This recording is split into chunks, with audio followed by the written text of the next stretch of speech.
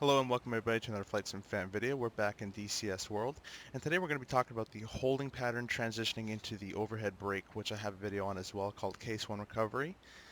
This is going to be the holding pattern, as I said. We're going to be talking about how to stay in a holding pattern and then how to go from holding pattern into the descending left turn, and that which leads you onto the initial brake portion for the Case 1 Recovery. So first off, I'd like to say that I'm using the VFA 113 mission, and also their Huey manual that I'll show you in a second that has certain pictures for either the PlatCam, grading system for the LSOs, and also the holding pattern and how to exit holding pattern chart that they've made. So this is not my chart, this is by VFA 113 and also their mission.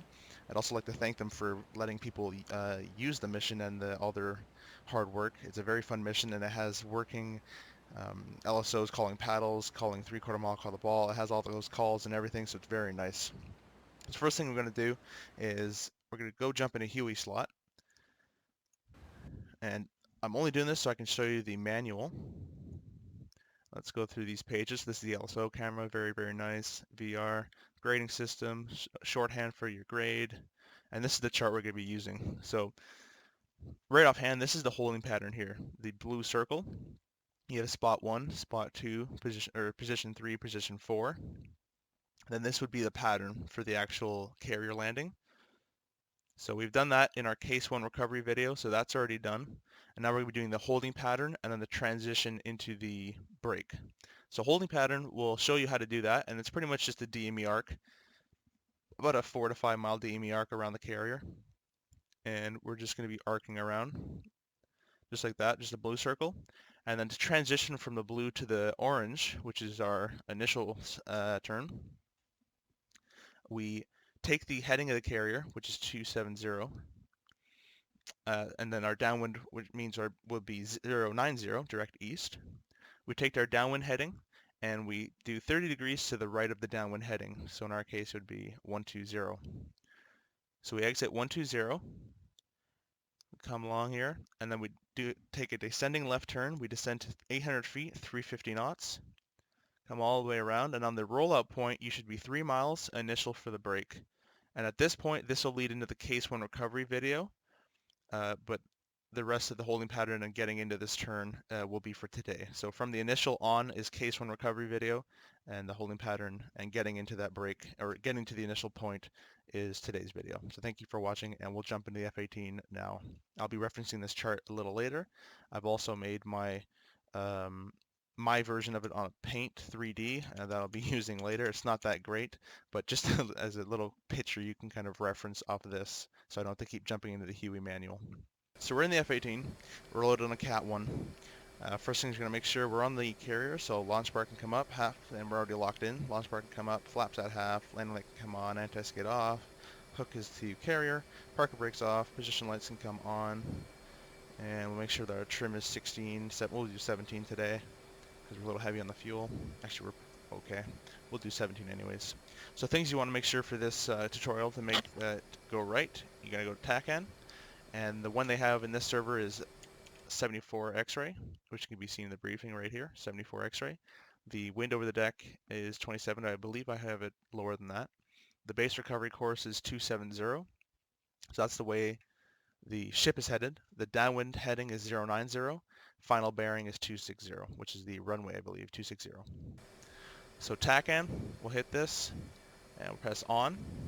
We'll clear the number, hit 7-4, enter, and that's done. We'll head over to my right DDI here. I'll use the right one. Hit menu, hit it again. HSI, TACAN. Now we'll have the information up. We're going to show 0 miles because we're sitting on the boat. And I like to set in a course, so I'm going to set in whatever the arrow is. Here it is. So we're going to hold the course knob until C cell pops up on the UFC. We'll click C cell, hit 270, and enter. And that's the course of the carrier. And that should be everything. We should be all set up. So let's go ahead, take off, full power, brakes off.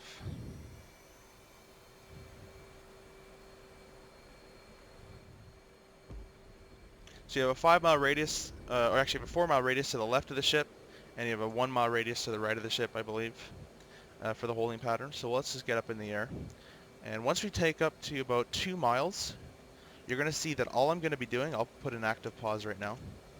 All I'm going to do is put the tack-in arrow, which is right here, on the 9 o'clock of this airplane. And I'll show you why in a second, but that's what we're going to do, start with the arcing. And the reason I'm going to put it to my 9 o'clock is because we're taking left-hand turns. If we're taking right-hand turns and we're arcing, which is unusual, but if we are, we'd put the tack-in arrow to the 3 o'clock position. Oh, I unpaused it by accident and unpause.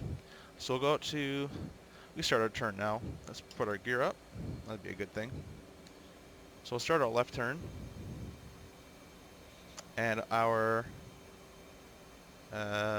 altitude should be 3,000 feet, 250 knots, so I kind of blew through that a little bit, but we'll just climb up.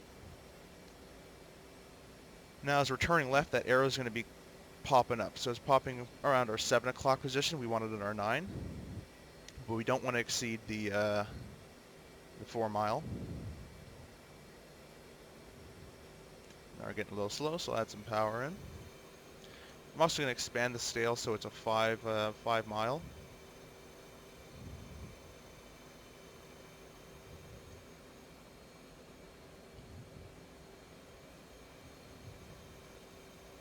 Keep coming left. So this will work out 3.3 miles, and it's at our about 8 o'clock now. It's actually going down, so we're going to add more left. Let's level off here. Let's come left. There we go. Now it's almost at our 9 o'clock. Now it's at the 9. Now all we got to do is we got to maintain that 9 o'clock position to the airplane. So I'll pause it for a second. If this arrow goes up, we're going to roll right. If this arrow goes down, we're going to bank left closer to the tack end. So I'll unpause again. And we're keeping 4 miles, so I can afford to roll right and gain I can gain about 0.3 of a mile. Now let me just put the auto throttle on for now. Oh, let's get the 250 first. 3.8 miles, I'm going to take a left turn because now we're getting close to the 4. And I want that on my 9 o'clock.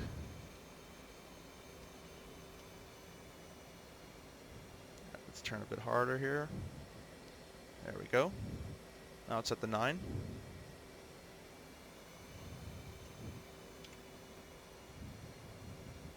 There's exactly 4 miles, 9 o'clock. So we're maintaining that all the way around. So now that we have that, I'll pause it again. Our carrier is headed 270. So when this arrow hits 270, we should be facing the direction of our carrier, 270, because we want to go straight behind the ship. Now if you're in a flight of 2 or more, you might want to lead the turn. So when this tack-in arrow hits about maybe 30 or 290, you might want to start your turn inbound to the ship a bit more aggressively. If you're by yourself, you can pretty much wait till last second and bank it straight in because you're by yourself. You can take a 90-degree bank all the way around. But if you're with a flight, you might want to lead the turn. So we'll try to do a lead turn here because usually you're going to be with a flight. So I'll unactive pause it. And it's slipping down now. It's going to our 8 o'clock, so I'm going to add more left bank in there. And we've kind of exceeded 4 miles. So I'm going to bank it in a little harder as well. So it's passing 290. Let's start our turn in. And we'll just keep this turn going. I don't care about the 9 o'clock anymore. If you're in nice case 1 air recovery, you can also see the boat, so you can kind of line yourself that way.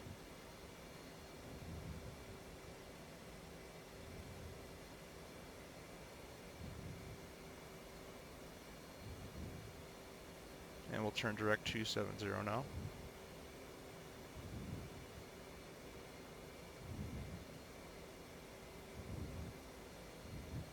And there we are. So now we completed the holding pattern, and I dropped a little altitude, you can see there. But pretty much once you're in the holding pattern, you just stick around this circle so you fly across the ship. I like to start my turn 2 miles in front of the ship and then get on that 4 mile arc and have the tack hand on the left hand side. That's what I do every time. And basically you just keep going around in circles until you're cleared to land. So now what I'm going to do is I'm going to show you how to go from the holding pattern into the overhead brake, because obviously we're way too high to brake from here. But referring back to my picture. This is my picture I just made.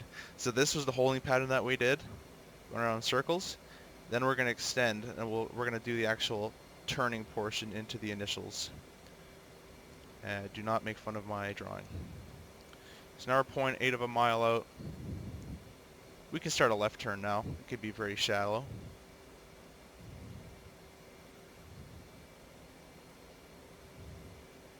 And so position 1 is at the right of the ship, so we pass that. We're turning into position 2 currently, which would be the crosswind leg.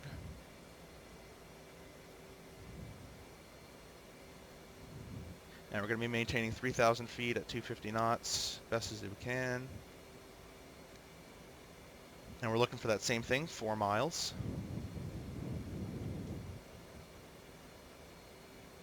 And see how I'm gradually making this arrow come up to my 9 o'clock. I'm not forcing it, because if I force it to the 9 o'clock, we wouldn't be at, we'd be at 3 miles. You want to be at the 4-mile mark. You can look off the ship as well. So now we're pretty much in spot 2, or position 2. I'm going to increase this turn a bit more, because now the 3.5 is creeping up, so we don't want to pass 4 miles.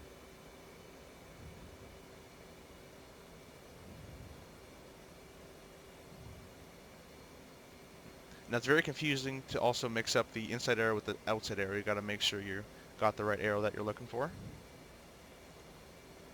So now it's at the 9 o'clock position.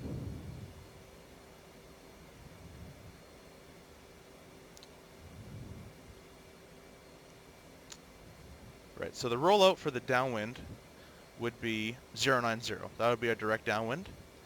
But the chart says we have to go 30 degrees to the right of our downwind. So we're coming up to 090. And once you get used to it, you can probably just stop at your 30 degrees to the right. You don't have to go all the way to the downwind. But here's 090. Now we want to get into the break. So let's go 30 degrees to the right. So that's 090. Here's 100. 110. 120. Let's fly along this direction for a little bit. Probably give it about a 0.5 to a mile. And then after this, we're going to start a descending left-hand turn and increasing speed as well, all the way around to, we're descending to 3,000 feet, 350 knots, and we're going to come all the way around on the ship's rear again, just like we did last time. So I'm going to take the auto throttle out. At this point, you can put down your hook as well. I'm going to turn a little tighter, and all I'm going to do, I'm going to do the same thing. I'm going to get that arrow on the left-hand side to my 9 o'clock position again.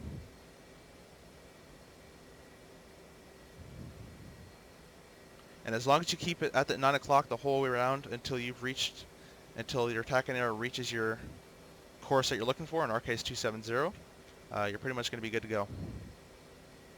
So I'm going to increase my power a little bit. Roll right a little bit so that arrow can come back down.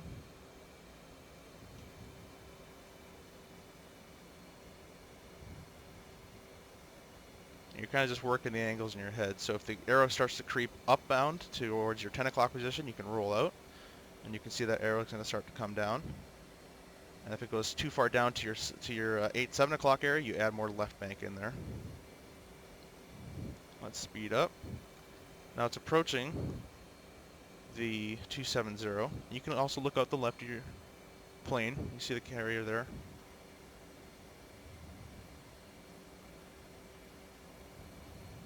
And now we're going to bank it straight in 270. This is if you're by yourself. If you're with a flight, you could just call flat turn, and they will follow you. Just make sure everyone is on the outside of your flat turn, so everyone will have to be on my right-hand side for this.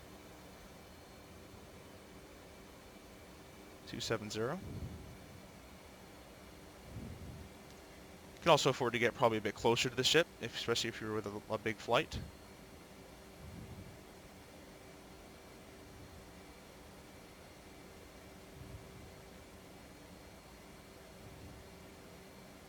So at the 3-mile mark,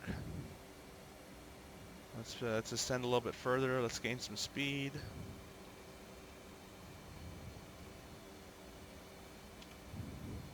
There, 800 feet, dropped a little bit too far. 800 feet, 350 knots.